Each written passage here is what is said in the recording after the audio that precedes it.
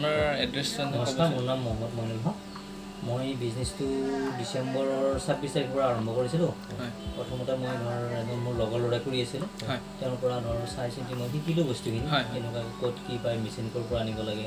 তাত মই মেচিনৰ ডেইলিত গ'লোঁ, বহুকেই জেগাত গ'লোঁ, কিন্তু মানে মোৰ ডেইলিত নিজিলে মই মেচিনটো ডেইলিৰ পৰা আনিলোঁ। আনি তাৰপিছত ৰ মেটেৰিয়েলো ডেইলিৰ পৰাই আহে, ডেইলিৰ পৰা ট্ৰেন্সপৰ্টত আহে। তাৰপিছত আনি কিনে আমি মেচিনটো এনেকৈ আৰম্ভ কৰোঁ। কাৰেণ্ট কমাৰ্চিয়েল ল'ব লাগে, কমাৰ্চিয়েল কাৰেণ্টটো লৈ মোৰ 4জন ষ্টাফ থাকে, কৰি আছোঁ। আৰু আমাৰ দিনত মোটামুটি ডাঙৰটো যদি আমি 12 ঘণ্টা ডিউটি কৰোঁ আৰু কাৰেণ্ট চাৰেণ্ট মিনিমাম 1200 টকা ল'ব। কেনেকুৱা মডেলবোৰ আছে ইয়াতে? মডেল আমাৰ ভাত খোৱা ডিছৰ মোটামুটি 8-10টামান ভেৰাইটি আছে। এইটো ফেঞ্চি বুলি কয়, কলপাত, এইটো PC বুলি কয়, এইটো SBS বুলি কয়, তেনেকুৱা। আৰু প্ৰথমতে এনেকুৱাকৈ আহে বস্তুটো আমাৰ, ইয়াৰ পৰা মানে আমি মেচিনত দি এনেকুৱাকৈ ফাৰ্ষ্টটো দিয়া যায়। আৰু এইটো আমি ঘণ্টাত ধৰক 150-200 পেকেট বনাওঁ, আৰু এইটোও সেনেকুৱা 800-1000। আমাৰ মেইন কথা হ'ল কাৰেণ্টৰ ওপৰত নিৰ্ভৰ কৰে। কণ্টিনিউৱাছলি কাৰেণ্ট থাকে, 12 ঘণ্টা ডিউটি কৰোঁ। মোটামুটি এইটো 1200 পেকেট, এইটো 1000-1200 পেকেট, এইটো দুয়োটা মিলি মোটামুটি 2400-2500 পেকেট বনে আমাৰ পাৰ ডে হিচাপে। এইটো মানে কিনোতে কিমান মান পৰে আৰু বিক্ৰী কৰোঁতে কিমান চিষ্টেমত আহে? এইবিলাক এক বস্তা 3300 পিচ আহে, মানে এটা পেকেটত আমি 1000 চিষ্টেম কিনিব লাগে।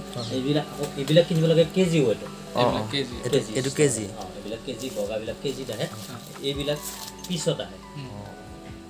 ঠিক তেনেকৈ গিলাছটো কাৰ্টুন চিষ্টেমত আহে।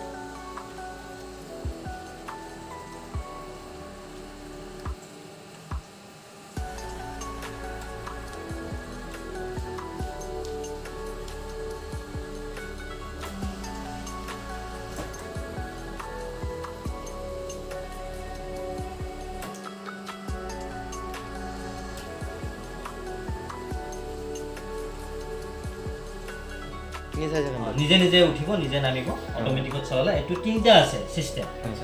এইটো হ'ল মেনুৱেল, এইটো বাইপাছ বুলি কয়, আৰু এইটো অট'মেটিক। অট'মেটিক কৰিলে নিজে উঠিব, নিজে নামিব, নিজে নিজে কৰে। 2 ছেকেণ্ড 3 ছেকেণ্ডত হৈ গ'ল, সি গম পাই যায়, নিজে উঠি যায়। আকৌ পাত সোমাই দিলে আকৌ নিজে নিজে ডাউন হ'ব, এটা লিমিট থাকে নিৰ্দিষ্ট। নিজে উঠিব, নিজে। আমাৰ পাতল মালটো এইটো 20 খিলাগা যায়, আৰু মানে 20খন যায়। আৰু যিটো মানে ডাঠ থাকে অকণমান, যিটো মোটা কাগজ থাকে, সেইটো 10খনকৈ যায়। তাতকৈও যদি ডাঠ হয়, তুমি 5খনকৈ যায় এবাৰ। ঠিক তেনেকুৱা সৰুটো এনেকুৱা, এইটো চেঞ্জ কৰিব লাগে। আকৌ জলপান খোৱাৰ এটা অকণমান ডাঙৰ থাকে, এইটো লগাব লাগিব তেতিয়া। সেইটো সময়ত এইটো ভাত খোৱা, সেইটো পিছত 2 নম্বৰ আহে, তাতকৈ ডাঙৰ আৰু নাই। এইটো ভাত খোৱা লগাই দিব পাৰি যেতিয়া মানে তোমাক যিটো লগা হয় চেঞ্জ কৰি থাকিব লাগিব সময়ে সময়ে। যোৱাৰ কাৰণে অৰ্ডাৰ আছে, অৰ্ডাৰ দিলে আমি মানে আগতীয়াকৈ বনাই এনেকৈ বস্তা পেকিং কৰি ৰাখোঁ। ইয়াতে বস্তা এটা কিমান মান আছে? 100 পেকেট, 100 পেকেট, পিচ হিচাপত 2000 পিচ। কোনোবা যদি 2000 পিচ লাগিব, এবস্তা মান 2000 পিচ। পেকেট হিচাপত 100 পেকেট, আৰু পিচ হিচাপত 2000 পিচ থাকে এটা বস্তা।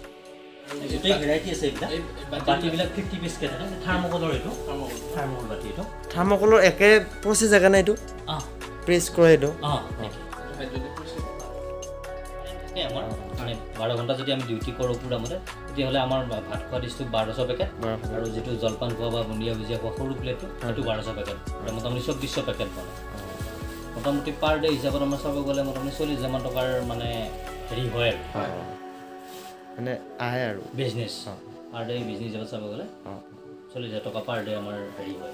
এই ব্যৱসায়টো মানে আৰম্ভ কৰিবলৈ ফাৰ্ষ্ট মানে কিমান ইনভেষ্ট কৰিব লাগে ব্যৱসায়টো? ইনভেষ্ট মোটামুটি এতিয়া ভালেই ইনভেষ্ট কৰিব লাগে, কাৰণ কাৰেণ্টটো কমাৰ্চিয়েল কৰিব লাগে।